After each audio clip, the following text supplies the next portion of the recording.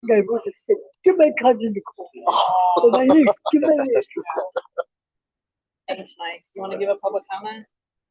Yeah. Okay, let's get everyone here. You're not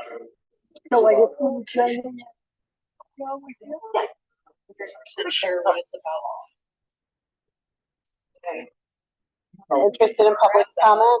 We're going to talk about the community safety. Okay, great. Good evening, everybody. Okay. All right. We're gonna go ahead and get started. We're gonna do roll call. Denny Schaefer. Present. Sam Schoenberg. Not present. Maria Garcia is present. Thank you. Okay, we are actually going to start this meeting a little bit differently. We're going to do one of the things that one of the elder women in our ward does often at her meetings, which I think is a great way to start a meeting, by taking a deep breath. So if everyone could take an inhale in with me, and breathe out. I know there's been a lot going on recently around ICE and other things that are happening in the city that are feeling very heavy for a lot of us. So I just wanted to start with that. In the news of ICE, we are going to be talking about that a little bit later, but I just wanted to share with all of you that earlier this afternoon, a fellow district council member of ours in the 10th district and chief of staff of Alderman Michael Rodriguez, her name is Ellie Bayana, was taken by ICE. She was moved to a facility and we have just gotten word that she has been released. But these are scary times. These are not bad people that are being taken. And just wanted to start with that announcement, and we can talk more about other actions we can take, but hope everyone's doing okay right now. As Jenny mentioned, we're going to get into a few discussions, including ICE Watch, but today we're going to give you some updates on the workforce allocation study, the CPD community conversations that we had recently, and like I mentioned, anything that we can do to help our neighbors via ICE Watch. We'll also have public comment at the end today, so if you have not submitted your name for a public comment, please see Nat or in the back. This is kind of a different meeting. We're doing a lot of updates, and we're also going to be sharing a lot about, or talking a little bit about our community partnership plan that we, you all are looking at. Sorry that it's a little bit small font. And then we're also gearing up for another big meeting next Wednesday that we'll talk about as well until you attend. Lots of things going on. No works today. Public announcements. So if you're a part of a community group and would like to give the community just heads up about a current event that's going on, or like you need to know about, please raise your hand and we can handle the mic for about 30 seconds. All right. We have a couple to share with you guys. One of the reasons we do these every month is because we always say it, the more we are out in our community, knowing our neighbors, being in community with others, the safer our neighborhoods become. And so we are very grateful to the neighborhood groups that work in our district to provide these great resources. So we just try and elevate some of the things that they're doing. So wanted to share that the Greater Rockville organization on Sunday at Waters Elementary is having a bunch of different activities, from the critical mass to the bike ride to some gardening and bike repair afterward. Graceland West is having a pumpkin smash after Halloween, I assume, November 8th, which is a very fun thing to do. I know I've taken my kids to do similar things where they get to like take their baseball bat and smash it, and then it goes and gets composted. So that is a fun activity. Also, UNA, which is the North Uptown Neighbors Association, is doing a fall neighborhood cleanup on November 2nd. And then last, I wanted to share that Roscoe Village Chamber of Commerce is having a little trick or treat on Southport on October 27th. So look out for those fun events. Last thing about neighborhood groups, as we mentioned, we feel like these are really important, vital parts of our community, and we're grateful for all the work they do for us. So one of the things that we do to try and build community amongst them is I would say every 3 to 4 months, we hold networking events between the leaders of these groups. So this is the first time that a lot of them have been able to meet and collaborate and talk with one another and learn what each other are doing, commiserate on, membership or whatever, whatever is going on. And we've gotten really positive feedback that this is something that they really enjoy and find helpful.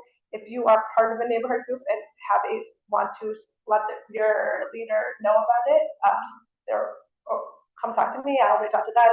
We have most of them on the list already, but come talk to me about that.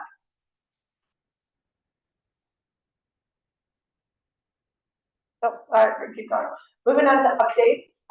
We're going to bring in one of our fellow district council members to talk about a community police mediation program that she's working on. Because of what was happening with Ellie, she is at a press conference, and I am going to do the best I can I got rid of a lot of the slides, but just kind of fill you in on some of the work that's being done, because it's a pretty cool program.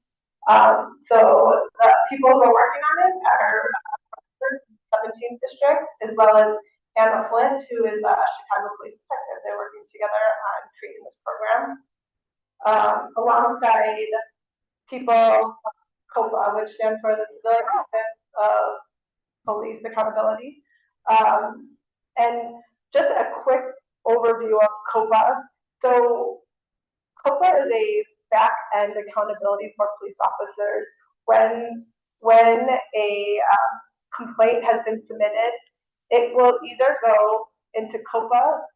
They have a batch of different types of complaints that they investigate, or it'll go under CPD and their Bureau of Internal Affairs. So there's these two investigatory bodies. COPA investigates these you can see it actually way better than I can. Bias-based verbal abuse, coercion, death, or serious bodily injury in custody. These are the higher level, more types of abuses of power. Anytime a firearm is discharged, COPA is looking over that, sexual misconduct, things like that. Go to COPA, things more around lesser types of complaints go through the BIA, the Bureau of Internal Affairs, which is under CPD. The difference between BIA and COPA is civilian-led, and the BIA falls under the police department.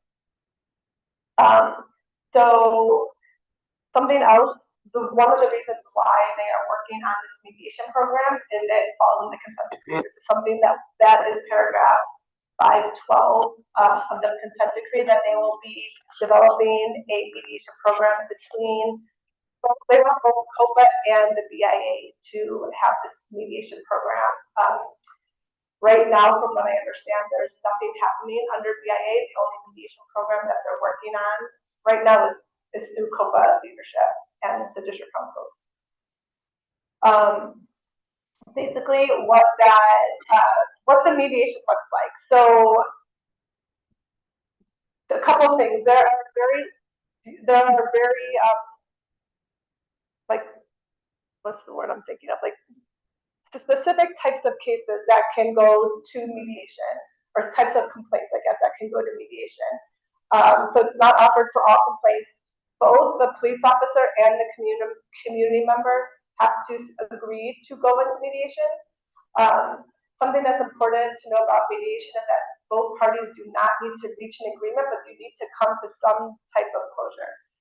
And so if the complaint goes through the mediation route and both the officer and the complainant go to mediation, the end result does not go on the officer's criminal record any longer. It's a way to resolve conflict without serious consequences. Do police officers want to participate in mediation? 82% of officers in Chicago said they do want to. And you'll see the other cities are also pretty high. And I wonder if, as the mediation program grows, if people would see this as more, at once they see what it looks like, if they'd be more, if that number goes up even higher. I did a very C-level job of presenting that. My colleague wrote on my job. But does anyone have questions about that? Does that make sense? One question. What does the process look like?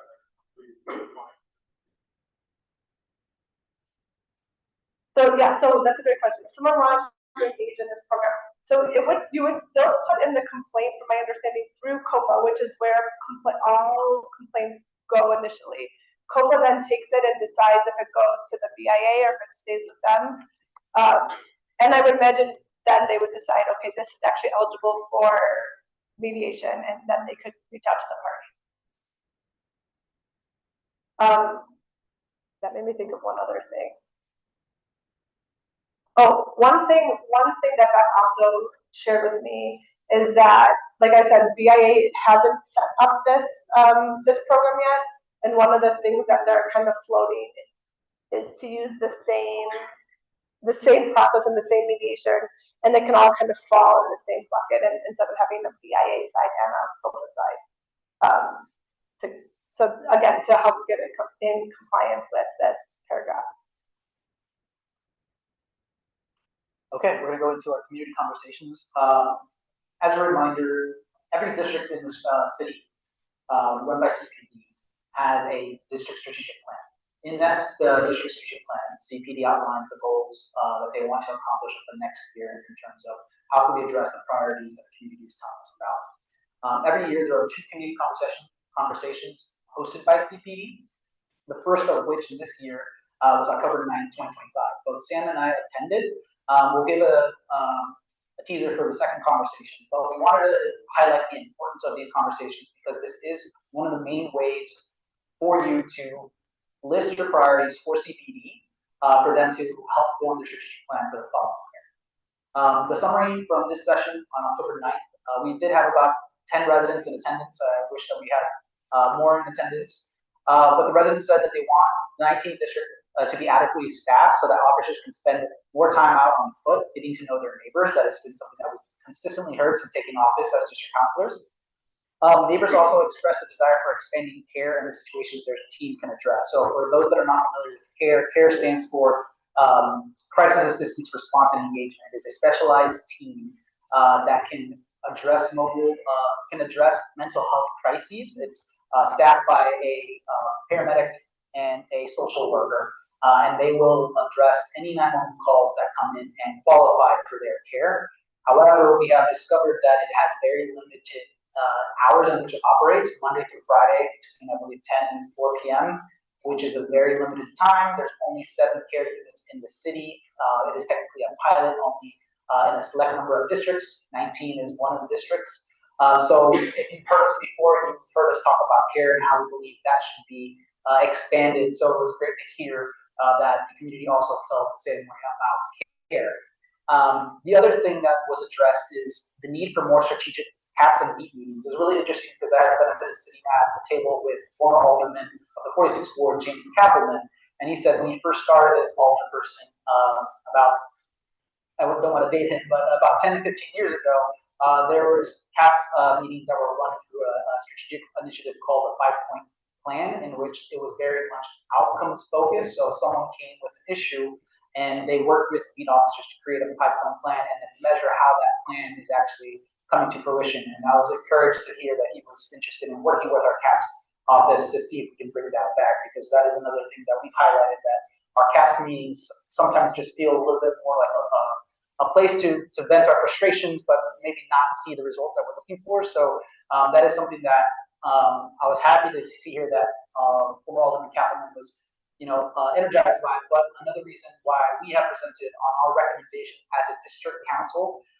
we have gotten together and formed recommendations for changes on how to develop those district strategic plans by district to make them more effective, more outcomes focused. And if you want more information on what those recommendations are, we have those on our website, 19thdistrictcouncil.com. We did present on those a couple months ago, but they should be up. And if you can't find it, as always, please reach out to us. Our email addresses are listed on our website. Any questions? I know I just ran for a minute. Yeah. When is the second? Great question, Trisha. Question was, when's the second? And it is November 6th at 6 p.m. Clarendon Park Community Center, which is 4501 North Clarendon. So like I mentioned, it's really important for your attendance. Very highly recommend to go. Be prepared to talk about things that you see in your community, within your beat, but also things that you'd like to see overall as well. So it's usually a 2-question session, one focus about your priorities, and then second focus on how you would like CPD to engage the community more.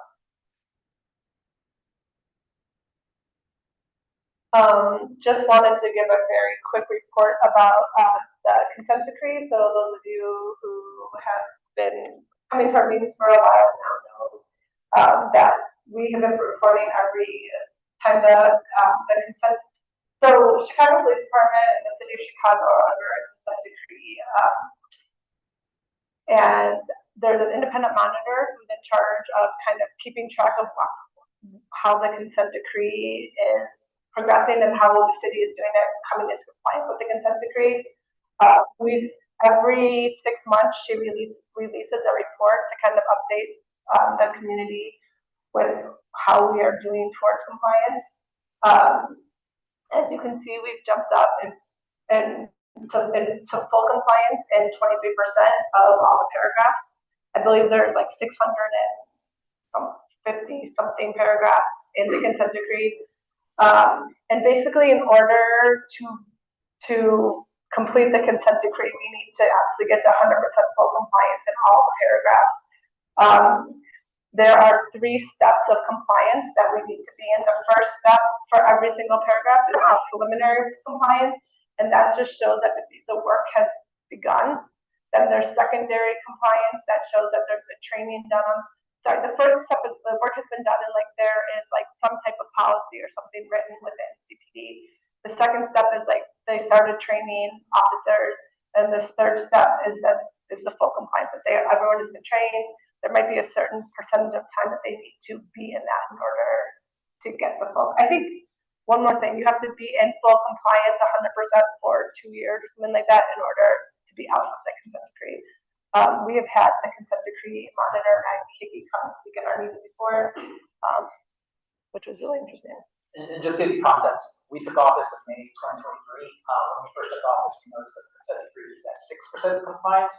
So 70 percentage points may not seem like a lot, but we are happy that it's going in the right direction, and why we are pushing for things like the workforce allocation study, which we'll touch on in a little bit, so that we can get even more into full compliance.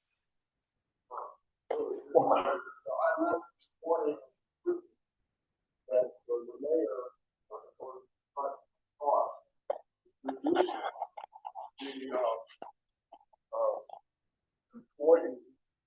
Of the consent decree from, I think, 65 to 28. So he could present that as part of his budget, and that he wants to get that as cost cutting. I don't know that that's the place to do it.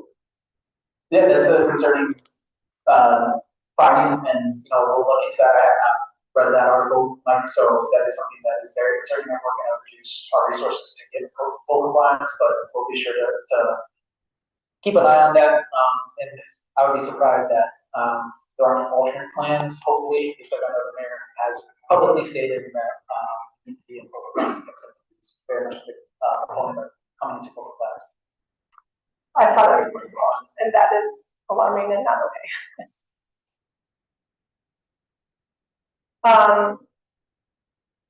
So Maria mentioned, I'm sorry, trying to take care of something of what's going on with the district council. Maria mentioned about the workforce allocation study, which is something that we've really been trying to keep community informed about. We think it's really important to help make sure that the department is using the resources that they have in the most efficient and effective ways possible. We've been really trying to make sure that community is kept in the loop about everything that's going on with the workforce allocation study. So it's important to us that you all know that tomorrow night at 5 o'clock, there'll be a webinar on updates from the workforce allocation study. I'm going to get into this in a minute, but this is only the second webinar that they've had since they started about a year ago. And so that we have concerns about the transparency that's been going on with the workforce allocation study, but we really encourage everyone to listen in. We expect that the public webinar will be talking about two important reports that were released just recently. One is the organizational profile of CPD. So the first real step that the Matrix, who is the company conducting the workforce allocation study, they did was they spoke to lots of internal subject matter experts to try to understand what the current overview of CPD structure looks like. So they talked to people from all different bureaus and units, and we're really trying to, sorry, I misspelled that word, trying to get a better understanding of what the current staff structure looks like in CPD. And that's going to be a foundation for the next piece, which was the interim framework report, which they'll also be presenting on in this webinar. The interim framework report is going to really help detail the methodology that they will be using to determine the workload. So they're going to be looking at all the different units and really thinking, how do we need to think about workforce in these units? Is it going to be a ratio based, like one of the patrol officers in the consent decree have a ratio of 10 to 1, so 10 officers to every 1 sergeant. So that would be a ratio based position. Would it be a workload based position based on how much work the unit has? And then another type of methodology could be a fixed coverage methodology. So no matter what, we need X number of officers in, the training unit. And one way to connect the dots behind everything we're talking about, because I know there's new faces here. As Jenny mentioned, the workforce allocation study is an independent but public-facing analysis of our CPD structure and department overall. Meaning we're going to analyze and hopefully become more effective with our resources that we do have, so that we can get better results out of the community. As I mentioned, in community conversations, we want our police officers out on the beat walking. But when we talk to command staff here in the 19th district, 10 years ago, I believe the captain would be merged into one, 2013 maybe. We were 2 different districts. We were merged into one. We did not get the appropriate number of police officers in the 19th district. Nothing against our neighbors in the 20th district. They are more appropriately staffed. They have the ability to do a little bit more. So when we talk about our beat cars in the 19th district not having enough resources to have 2 officers per beat car, that's telling us there's a issue with the way that we are resourcing allocating our resources. So that's why we are pushing so hard for this type of study, so that we can get more resources here in the 19th district. And then the last thing. Oh, we have one question from Mike. Do you know if that call tomorrow is going to be recorded? I have not heard either way.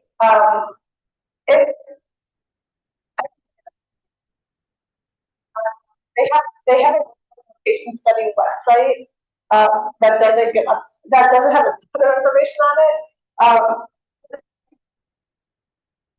Check to see if other May webinars on there, and if it is, I'll let you know. Good question. Yeah. And just one more, we are the only ones beating the drum about the lack of transparency in the workforce allocation study. My days are all confused. Recently, either end of last week or beginning of this week, there was a consent decree hearing where they talked about the workforce allocation study, and one of the comments that the Attorney General's office made was around their need to see increased transparency that was promised from the beginning around the study. They asked for project updates more frequently. They also, pointed out that the city promised multiple engagement sessions throughout the year. And then we have a graphic that we've shared before about all the different engagement sessions that were supposed to happen. So far, there's only been one that happened. That was the one in May. And one other thing, I guess, that I am also concerned about is initially these 2 reports were meant to be published in September. It is past that. These reports, when they were supposed to be published, I think they were even supposed to be published before September, but they gave an update in to city council saying that that they were supposed to be given in September. It's running behind. They haven't said yet that the whole thing will be delayed. It's supposed to be done in December. Again, the update to city council was that they will be done in December, but then I hear them talking about running things in the beginning of 2026. So that makes me think it might not be done in December. And I just wish there was some transparency and some understanding of where the delay is. You know, if one of the delays that they did share, which I think makes sense, is that when the Superintendent Stilling came into the department, there were some shifts in how things were being structured within the department, and so they needed to kind of take a minute and figure out those changes and make sure it really reflected what was actually being done in the department, which makes sense. We want this study to be done really well, and it needs to be done in a timely manner as well.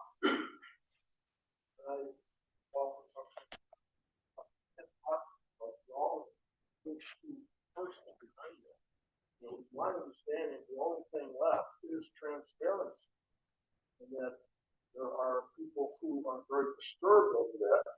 And Matt said publicly that he was embarrassed that he was not told about what are they going to do about complaining.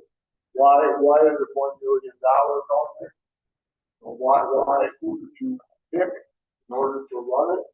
Who decided it should be matrix? So that was all a mystery, and that's all I know. But just from research and talking to people, it is a thorn in the process right now.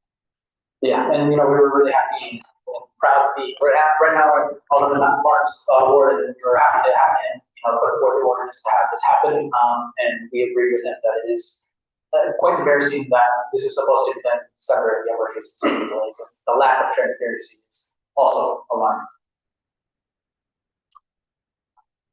Okay, moving on to an update on the city budget. As a quick introduction to how the budget works. So last week, the mayor introduced to city council his proposed budget. The proposed budget is just kind of like a starting point, right?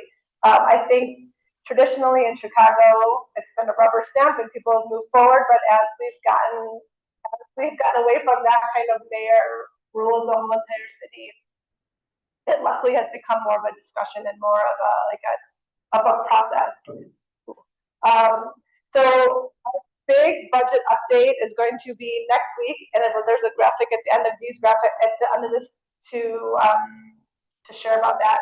But I just wanted to share with you all some key proposals that stuck out that felt like related to public safety. One of the things that I'm sure you've heard a lot about is this community safety fund that the mayor is wanting to put into the budget. It's going to be taken from a head tax that we did have under that Mayor Rahm Emanuel took away. But basically, the head tax is for businesses that have over 100 employees, and they would pay a $21 a month head tax per employee. And it would go to fund things like violence prevention, youth employment, diversion programs, expand recreational and community services, and first responder wellness. This community safety fund would be estimated to provide about $100 million a year to go towards community safety. That's the community safety tax. Any questions or the community safety fund? Any questions about that? Okay. Another thing that was interesting in the was that the police overtime spending. So right now, every year for the past decade at least, I think the police overtime has been around $100 million, and every year we blow that budget out of the water. This year, in the first 6 months, we exceeded our $100 million. So there's been a push for a while for some more transparency and understanding of how that overtime is being spent and what that will look like for the city. So what the mayor has done in this budget is he's capped the overtime spending at $2 million. So we increased it to a more realistic $200 million. Yeah, sorry if I misspoke. He increased it to $200 million. And then anything above that now needs to be approved by city council, just so that there's more understanding of where that overtime is coming from and how it's being used, and thought about where that money is going. And then the last thing that I wanted to talk about, as you know, the CARE program is something that is near and dear to our district council's heart, something we've been fighting for a while now. And there was a couple wins for the CARE team and a couple of things that still need some work to be done. But for we had a meeting, actually we had a meeting, when was it? Couple months ago, several months ago now, talking about, well, actually, Linda Howard, thank you, was presenting with me about the CARE team and the need for continuing funding CARE, because at that moment, funding for next year's CARE was uncertain. The CARE funding came before from ARPA dollars, which were set to run out. So one big win is that CARE will be continued into the 2026. And another big win is that money from CARE is actually coming from the corporate budget now, which is different, which is actually like the big pot of money that the city council has for spending, and it's no longer coming from ARPA dollars. So this is part of Chicago's budget, which is a huge win right there. CARE will not be expanded this year, which is a disappointment and something that we need to keep working and advocating for, because we know that people across the city all need adequate responses to mental health care. We know that even in our district, when we have it, if you have a mental health crisis at 6 o'clock, you're not going to get the CARE team, right? So we need to make sure that it's available all the time when people need it. One of the that the mayor is suggesting is a tax on social media companies.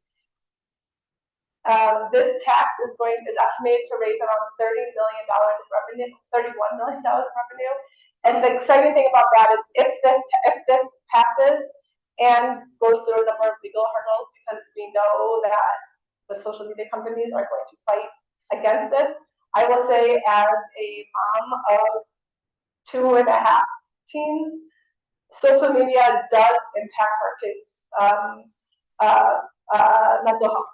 And so I am very much in favor of trying to figure out, just as cigarettes get taxed for their what they cause on society, and alcohol and other things, I'm very much in favor of this social media tax. And that money would be used to help expand the mental health clinics in Chicago, as well as expand the mental health crisis teams, the CARE teams that we have.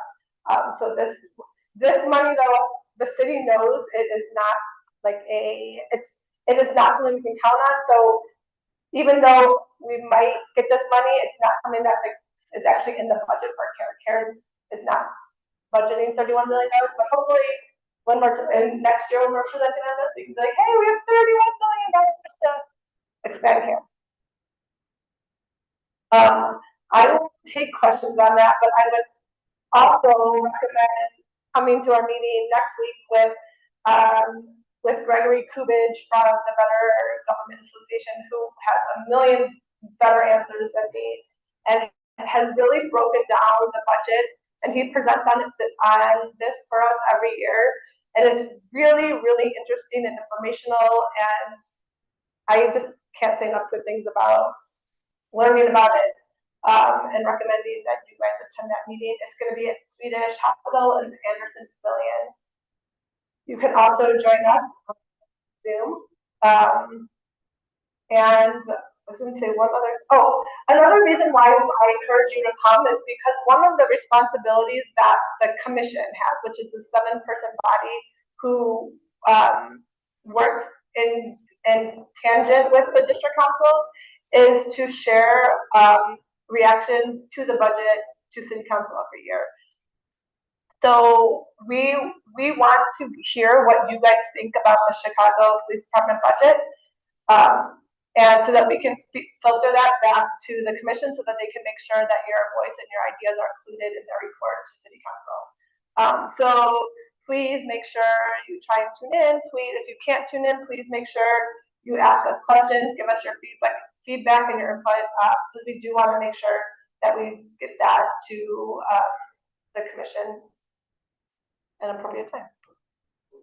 If you feel comfortable asking the police officers to be there, 2, 3, or 4, so that they can see the perspective that the BGA has along with all the other people there. I mean, it could be helpful if it's dealt right, but why leave them out? You want to be transparent about things. I'll have maybe one commander or sergeant or whatever. Your call. Yeah, I mean, CPD is always welcome to come to our meetings. Thank you, Captain, for coming to our meeting today. And CPD is always welcome, and we would always love to have you at our meeting. So, thank you. Okay, so we're going to move to Ice Watch. As Jenny mentioned, this is becoming a more and more relevant day, especially since one of our co-counselors was detained today. So some of the resources that we're going to share today are available to you also on our website, so please be sure to check out our website for more.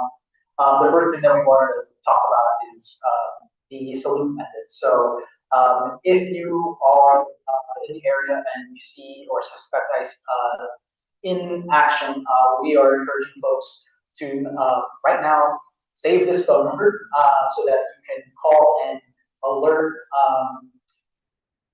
community groups of the ICE presence. So salute is an acronym. It stands for size and strength. So you're trying to determine and illustrate how large the law enforcement officers group is. Actions and activities. So what are they doing? Where is the location and direction? So if they are in Lincoln Square, are they heading west on Lawrence? What uniform and clothes are they wearing? Are they masked? Time and date of observation, and then the equipment and weapons that they are equipping. So this is something that you should keep in mind. If you see activity, we encourage you to call and report. One other tip that I heard at one of the trainings was to hold your phone this way, because you can kind of capture more than if it's held this way. So yeah, something to think about. And one of the things too that we've been hearing is that if you are seeing someone be detained, first ask permission to record them, then ask their name, and so that way you can have it on your video. So if that person is detained, you have that information, you can help explain or at least help provide some details as to who was being detained. And if they have like a number or a person that they want you to contact, so that way it's on your video, and you can just get that information that way. Overland Clay in my ward, the 46th ward, is hosting a Protecting Our Neighbors community forum this Saturday at Truman College. So it's this Saturday, October 25th, from 11 to 1 p.m. I know there's going to be multiple offers attending this session, so I'm hoping for a great turnout. So if you are available and interested in learning even more details, please attend this community forum on Saturday. And I'm sure you all know, but there's lots of these types of things happening across the city, across the district.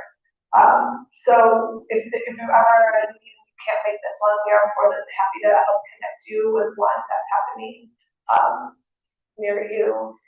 Because yeah, one of the things I will say is that as awful and terrible and disheartening as seeing all this is, when you are in community, I was at a meeting where there were 600 community members who showed up, and it is one of those things that makes you feel connected, like we're all in this together, and it really reminds you that community keeps community safe, and we have each other's back. And seeing everyone come together like that, I also did.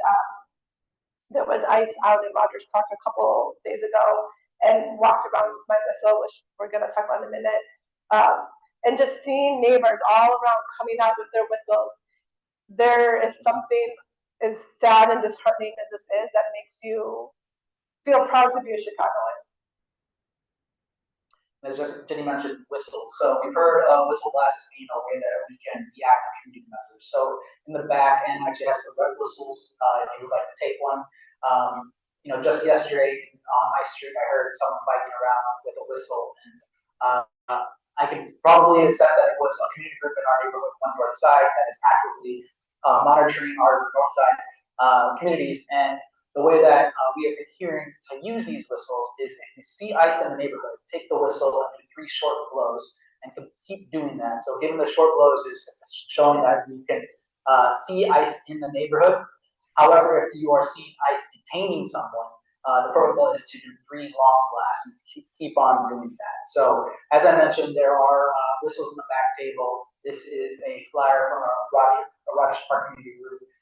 And like Jenny was saying, it's really encouraging to see our neighborhoods and our neighbors really come together. So if you're here tonight, just understand what you can do. It can be as easy as taking a whistle and just keeping an eye out. The other ways to help or to join in efforts, there's been the 19th District Mutual Aid Group that actually is happy to see that we started this back when the migrants were staying at the 19th District. And I have since gotten out of it, but it's amazing to see that this has really lived on past our work, which is like the best feeling. Some of the things that they've been working on is fundraising to support with emergency rental needs, utility needs, legal fees.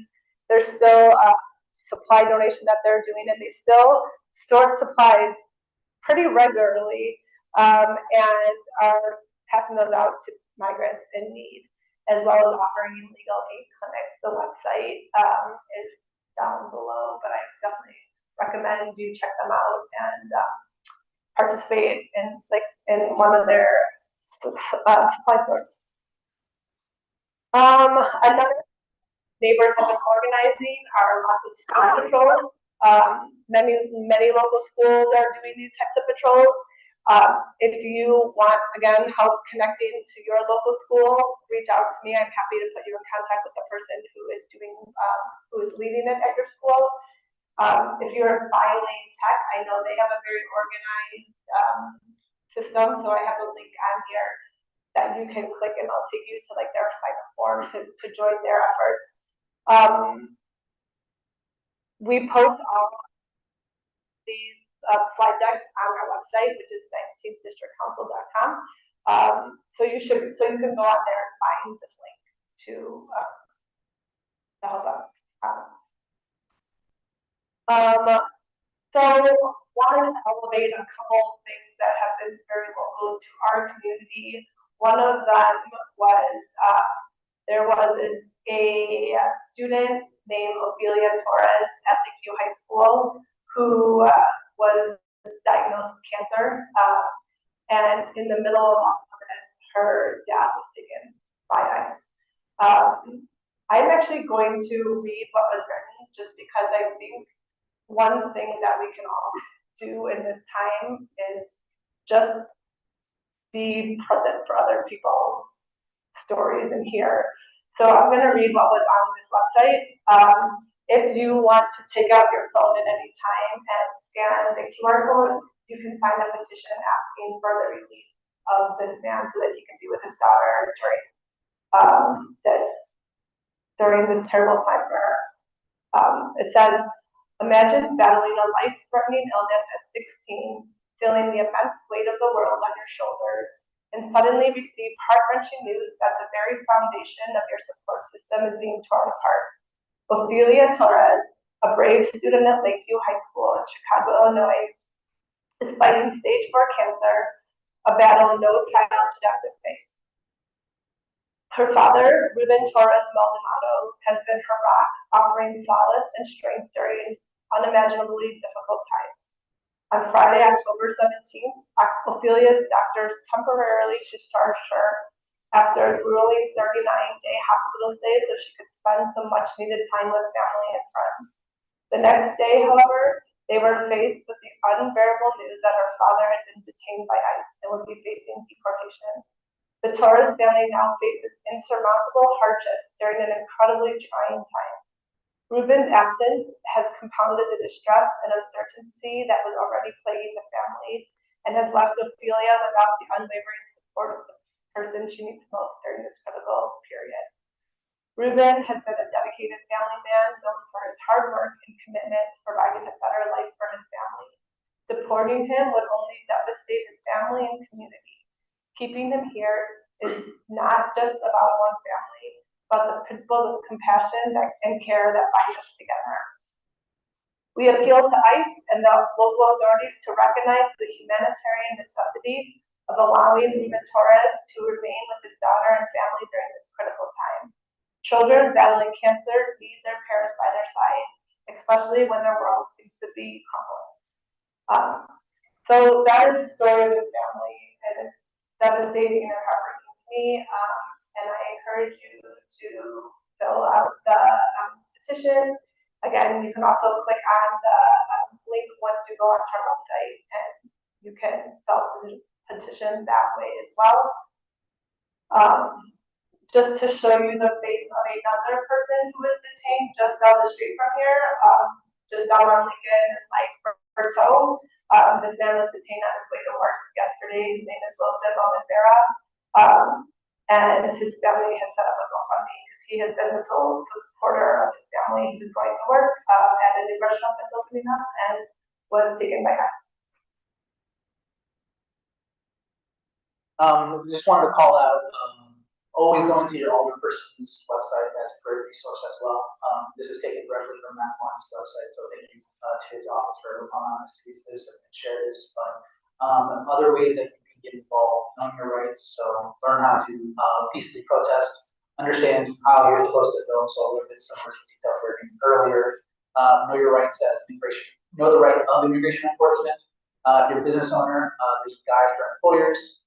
Family support, so assistance due to ICE detention.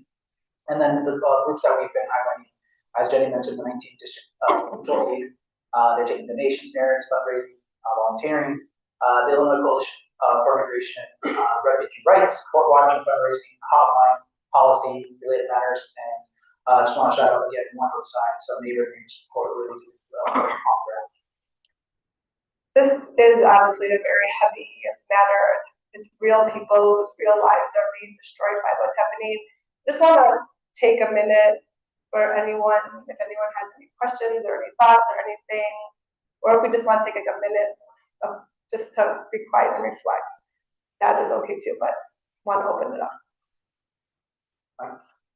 Yeah, I've been getting very involved in this the last few weeks, and I just want to I'm so glad that you're focusing on this in this meeting.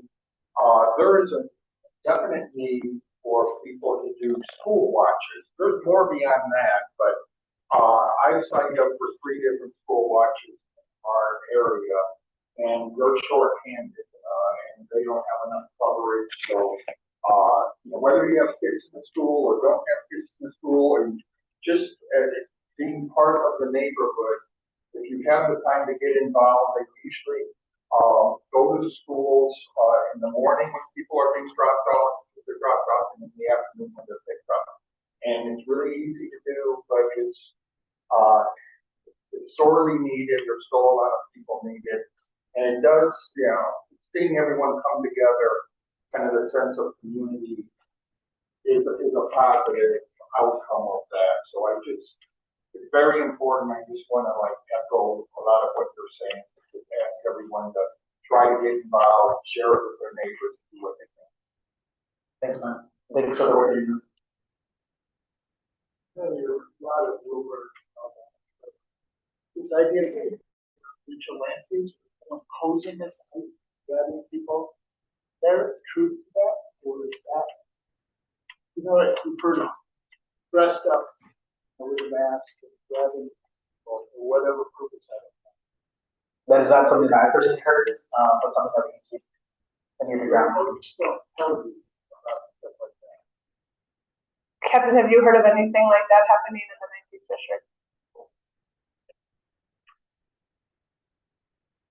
You're okay with us going with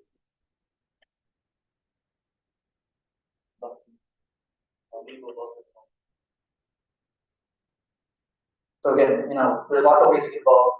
Everyone's here obviously because we care about the community, and we really thank you for the work that you have been doing. If you want to get involved, this is a great time to start getting involved with the community. All right, so change of pace, and again, just put a very small print in the handouts that I gave, but the community partnership plan is something that we started about a year and a half ago because we received feedback from the community that we needed to focus more on immediate actions and goals that we can take to the district council, instead of taking a look at root causes or more long-term initiatives. And we took that to heart and created a list of 40 plus goals. It is involved to 50 now. Every month we give an update on how we're doing against that plan, and we've been really digging through and diving deep on a very specific set of goals. So we have been laying a little bit dormant over the last few months, but we're happy to report that we did have some movement this month. So we're seeing some green. But we also saw this as an opportunity for us to just level set with the community, understand what could be a priority for you, and so that we can go to our monthly or our meeting next month where Sanjay and I are going to spend and focus on the community partnership plan itself to see if maybe there's things that we can tailor, we can retool, is it relevant anymore, or other things that we can focus on. So that is the purpose of us coming to you today. It is meant to be a little more interactive, so please give me your thoughts, any ideas that you have, we're willing to take them today. But as an example of the types of questions or the help that we're seeking from you, we're going to talk about some of the goals that we have completed, and some of the ones that are in progress, and some of the ones that we have not started yet. You'll see that they range from a different set of topics, and we'll highlight a few of them so you can get an idea of what we mean. But what we want to hear from you is, which of the following do you see as a high priority? Do you have any interest in helping our police district council completing any of these goals? We have a great volunteer in the crowd right now, Mike, that has helped us tremendously, and we really appreciate that. And the need for help is always there. Or do you have any ideas to offer to help complete any of these goals? Is that pretty clear? Any questions on what we're about to do? I'm going to keep explaining, and we're going to work on this together. It should be free flowing, and we won't break up the group. So if you have any ideas, just raise your hand, and I will call on. And like Maria said, this is really to help. So we look at this regularly, but we have a meeting planned later next month to really look very deeply and kind of, like we had mentioned at our last meeting, we've completed goals and then we kind of spawn new goals from them, but we haven't actually put that in the CPP. So we want to, CPP is our acronym for our community partnership plan. We want to continue to reflect the work that we've been doing and make sure that it's reflective of communities. That's how we want to bring this together. Again, it's very small, so we apologize, but the first page, what you should see is a list of 23 goals that we have completed. So we wanted to highlight a few things. So what the yellow, you can see that things are color coded by different themes. So the yellow specifically is police visibility to build community trust. That was something really large that we heard from the several conversations we had a year and a half ago. But we want to highlight some of these goals and just give you an idea of why we get a little stuck sometimes. But we're highlighting two specific goals. 9.1, which is work with OEMC, CPD, thresholds, and any other relevant parties to identify if diverting appropriate 911 calls to thresholds is a workable solution. So if you followed us, you know that we are actively working on an alternative response plan, which is now formed or taking a line of parking violations. How can we offload that from CPD's plate so that we can get an alternative response system in play? That also works with our care advocacy that we've been pushing for, because that is specifically a mental health crisis response team similar to thresholds that we would love to see again get expanded. So we have taken on some of these goals, but we've approached them in different avenues. But as you can see, this goal now is a little bit specific. So again, we're just highlighting how we've addressed some of these goals in different ways, but not necessarily addressed directly. Yeah, so I think, like you said, we've completed this goal because we tried and we found out at that point there was no workable solution. We were told no thresholds, 911 cannot divert their calls to mobile health mental crisis team. And like we said, those goals have spawned other things into really making sure, putting a lot of time and effort into care, making sure that the care team gets dispatched correctly, properly through 911, working on expansion, things like that. So yeah, so do you want to go back to that? slides so they can see it. Yeah, so if you want to take some time just to look at these on the first page, again, do you see any of these as a high priority to follow up? There's still things you see that we can address. Do you have any interest in helping us? I know some of these are completed, but as Jenny mentioned, all of these goals spawn a new baby goal, so we are going to need help continuously. Or if you have any ideas related to what you see on the page, we're all ears. And if you want some time to think about it, we're always available.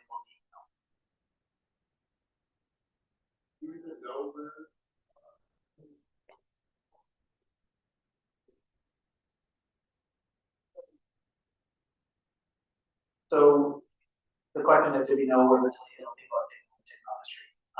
We are under, I believe, state law that it needs to be voluntary by the person that is being offered help. So they cannot be taken, unwillingly.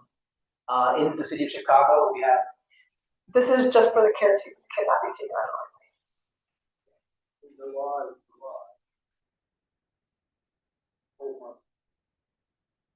Right, and there are lots of neighbors that need help. One of the things that we do know is what Jenny mentioned about the budget and hopefully generate $31 million for mental health clinics. That would be a great resource because when we heard that the mental health clinics were closed in the previous administration here in the city of Chicago, that really only left folks with two places to go. It would be either be a hospital or it would be, unfortunately, prison. So that's not the right solution. So we were happy to see that there's other ideas coming to to the forefront.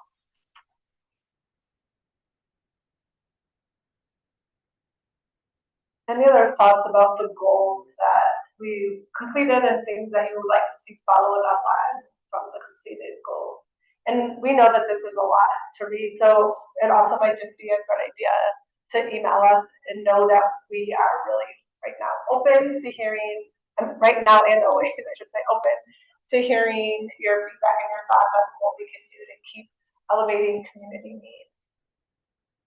Yeah, go ahead. Are other districts doing something similar to this as we and guys your notes? Do you get hear what the results are, or is this fully unique? So it's a good question. This is something that we created on our own, just because we saw it as a community need. We do have the opportunity to get together with other district counselors at our quarterly meetings. We actually have one this Saturday. It's actually our annual. One of the big initiatives there is to share trends and things that we're hearing from the community. So I have personally quoted some of the things that are in here for that portion of those meetings, but to formalize it as a standardized way of doing district council work, I do not believe that is something that other district councils are doing. What digest and Yeah. I assume that much of this is easier to cover in meetings. A lot, yeah. And so, the way that this was formed is we had 20 or so one-on-one conversations or group conversations with community members. We solicited over a 2.5-month period to say, what are your top priorities? We will create this plan and we will, work to address these. So a lot of what you're seeing is what transpired in those conversations about a year and a half ago. So that's another reason we want to come to you today. And honestly, we have been seeing that we have been laid a little dormant on the plan, but we want to understand, are these still a priority for you? Are these still relevant for us to address? We recognize it is a lot to digest at this time. But even if it's emailing us later about your ideas next month, we're always willing to hear whether or not you have ideas or things that we can change. Or setting up a meeting of emails feels like you don't want to sit and type everything out. I'm happy to meet at a coffee shop, we talk on the phone, find time to meet and discuss more. That's really what started the CPP, and I think we had like 20-something meetings with community across the whole 19th district to kind of come up with these. And so always willing to do that. In fact, again, spoiler alert for later in the meeting, but I have office hours tomorrow at the Chemical Cafe, I think it's called, right across from the Trader Joe's on Lincoln. So I will be hanging out there if anyone wants to drop in and say hello. Let's get to the last page. Oh, yeah, we have one question. I see on the 1.1 it says create a group chat for neighborhood group leaders. Mm-hmm. Where is that? Yeah, where's that? That is on, we have, if you want to be, if you're not in it and you want, it's not very active. I feel like the most way people engage is through those like quarterly meetings that we do. But I can add your name to, and like, I would love for it to be more active. I think the main way people engage is at this meeting. Okay. Yeah, I would love to be a part of that and raise awareness of it, because I think one of the things I think I'm sensing is that I don't know, it's time to give myself a comment, but like, there's obviously a lot of stuff going on in our community right now in so many ways, like where food stamps are about to stop, like things are really not good for a lot of people. And I think it would be helpful to have more eyes on the ground to help you guys understand what's going on at the broader level. And for example, like I videotaped some black man riding his bike who got pulled over by the cops a couple of days ago. And then there were 10 cops that showed up, and they gave him a citation, and he was riding on the wrong side of the road. At 1 in the morning, there were no cars anywhere. And I was like, I just thought, is this a good use of our resources? And I watched the whole thing happen. He was not exactly pleasant. He was frustrated that they pulled him over. He could have probably just said, I'm really sorry, I'll never do it again, and got on his way. But he was like, I was just riding over here, nobody's driving scared.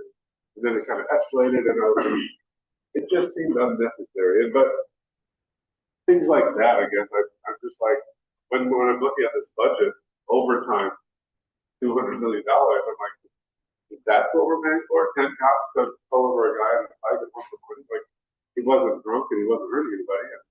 And I guess and then I actually ran into him at something later in the week. And I said, what do you think about this? And he's like, I've got a 7-year-old son and a wife at home, and I can't afford this ticket, and it's bullshit, And so, I don't know. Maybe that's just an anomaly. I guess what I'm saying is things are happening, and I want to equip you guys with the data you need. And that's what I see on the ground. Yeah, and I think, to the point before, we take the help, but if you want to be added to the group and become a champion for the group, we will take that help, because as Jenny mentioned, we initiate things, but then there are 50 goals on this plan, there are other things outside this plan we're working on, and so that's what the community really comes, as a need. So we will definitely, look for volunteers in any capacity, but to your point about being the eyes and ears of the community, yeah, absolutely, that's what we need. Thank you. You want to just wrap up the not started? Yeah. Okay. So let's turn to the last page, because this is the not started. So you can see this is the full list. We haven't started 6 of our goals. So would love to hear if this is these things that you're still interested in. We highlighted goal number 24, just in blue. It says voice neighbors' desire for more community building opportunities, things like neighborhood walks, trash pickups, and communicate that to the district offices and block those so that neighbors can get to know one another and help deter bad actors from committing crimes in the area. This actually came from a very specific conversation that I had with a community member saying that there was illegal activity in the alleyway where he lived, and he had heard before that doing trash walks as a community is a great way to show strength of the community and discourage that type of activity. And one of the things that I said that's a great idea, I've taken it to Alderman Clay's office, and he said yes, but as I just mentioned, you can have ideas and follow through is difficult, but one of the things that we would love to do is just say, hey, we've been hearing this consistently from the community, let's think about doing that community walk again. I know Alderman Timmy Knudsen does his community walks very frequently, and maybe we can make that a consistent thing that's done in the 19th district. So want to highlight things like that to see if that is of interest, to make that a priority. Just your thoughts.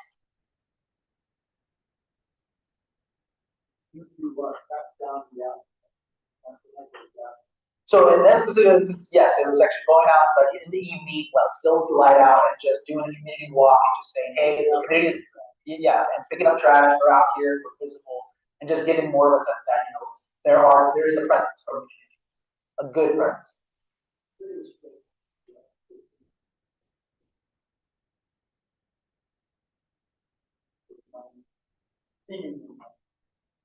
Well, we can. Well, let's keep this conversation.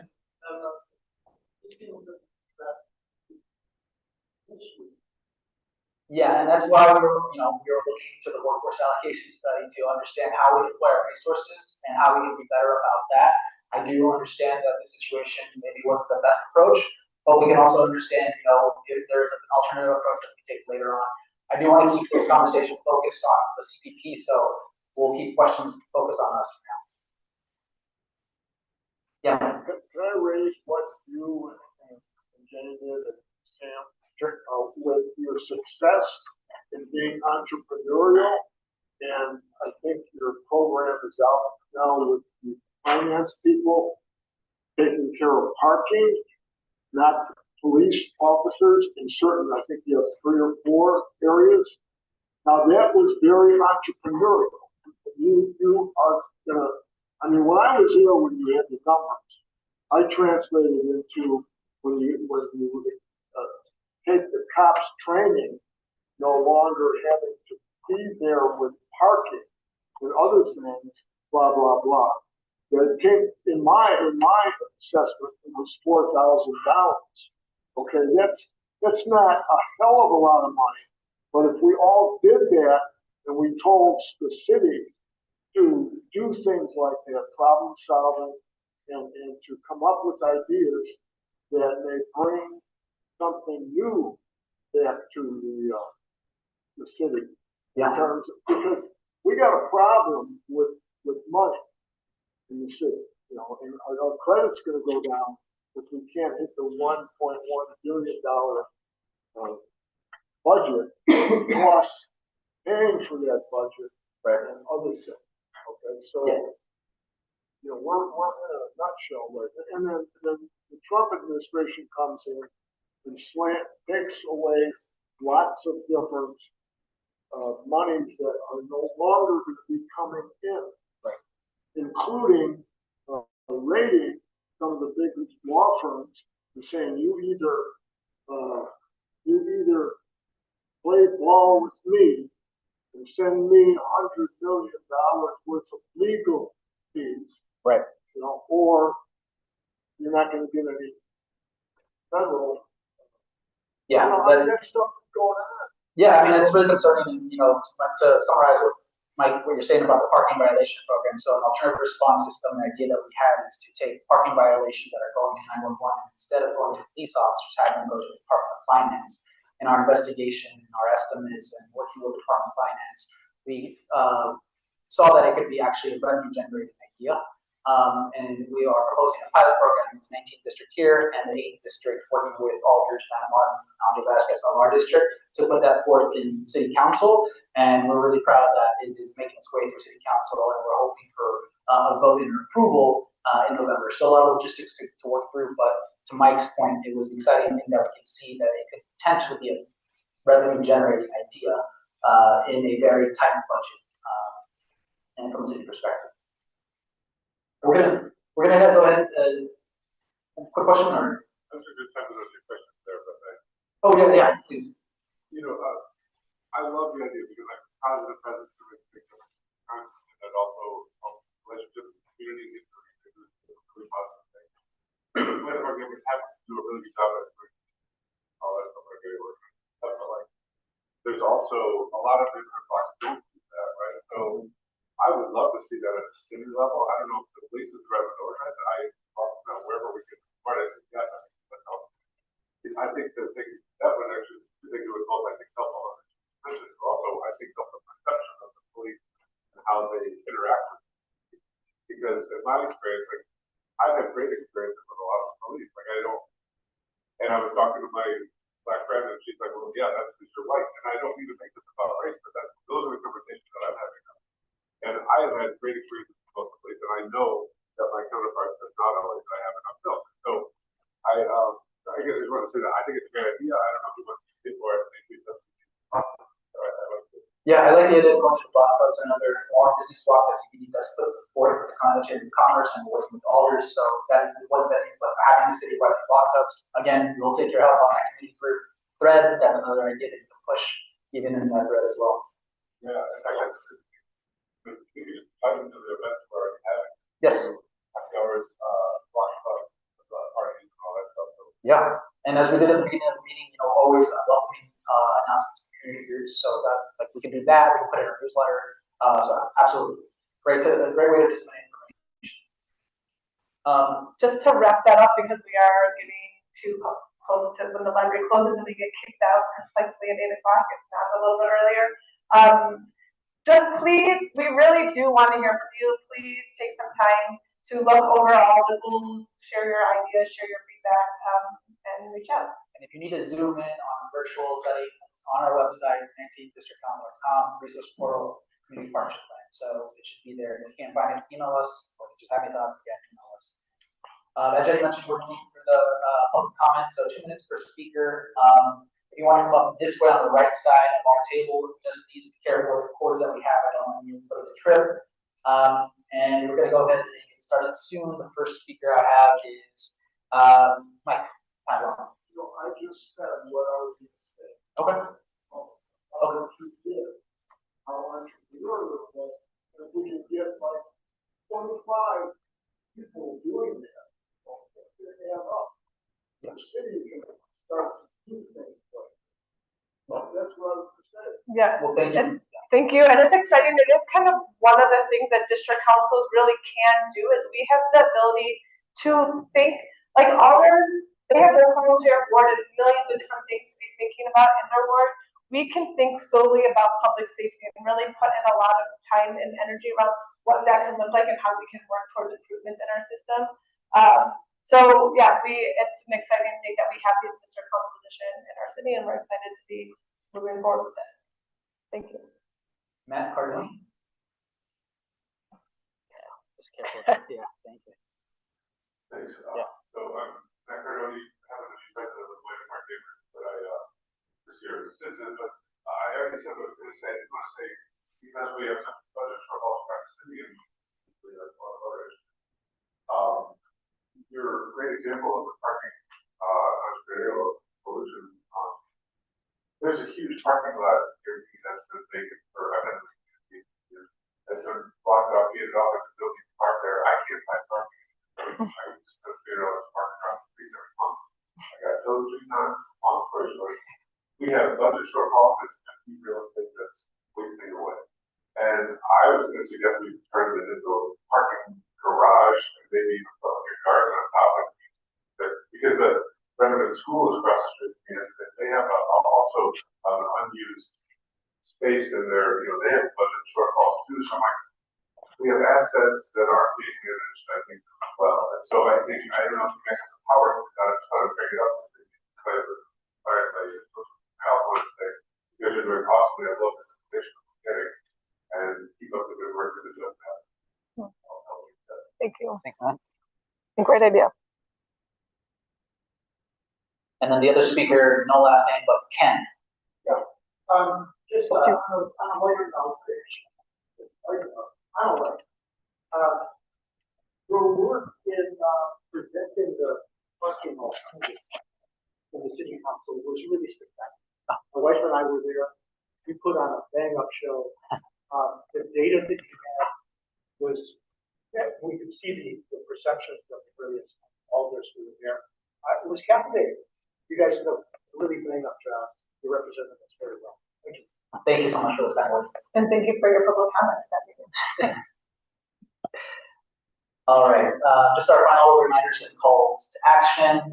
As Jenny mentioned, she is going to be available tomorrow, 23rd, from 9 to 10:30 at the Temple Cafe, which is 37.